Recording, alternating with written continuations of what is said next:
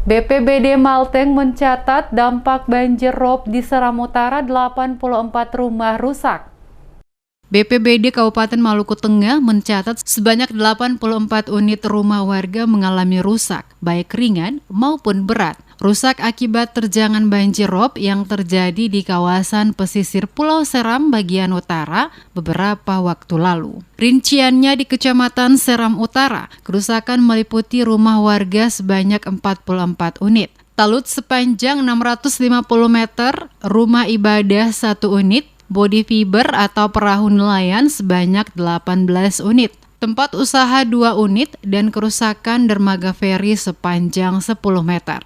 Kecamatan Seram Utara Timur Seti, talut sepanjang 800 meter, rumah warga 12 unit, MCK 3 unit. Di Kecamatan Seram Utara Barat, talut sepanjang 1150 meter, rumah 28 unit, jalan setapak 200 meter, rumah wisata 6 unit, MCK 5 unit, dan jembatan penambat perahu 1 buah. Kepala BPBD Maluku Tengah Latif K yang dikonfirmasi DMS Media Group di ruang kerjanya pada Jumat 4 Maret menjelaskan, hasil pendataan kerusakan yang disebabkan banjir rob telah dilaporkan kepada pemerintah pusat. Selain melaporkan ke BNPB Pusat, BPBD Maluku Tengah juga telah berkoordinasi dengan Dinas PUPR setempat sebagai penanggung jawab pembangunan dan rehabilitasi bangunan yang rusak baik rumah maupun sarana lainnya. Beberapa rumah yang memang mengalami kerusakan dan oleh masyarakat mungkin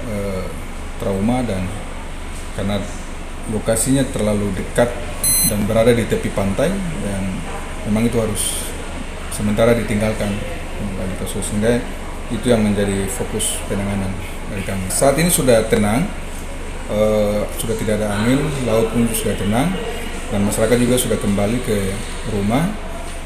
Cuman ada beberapa yang memang masih berada di rumah keluarga karena pasca rusak karena kerusakan. Tapi itu ada sebagian besar di cuman dapurnya yang rusak. Untuk rumah ini nggak cuma di dapur, tapi sudah kami catat, kami sudah rekap jumlahnya. Beberapa negeri itu sudah kita laporkan ke pemerintah pusat.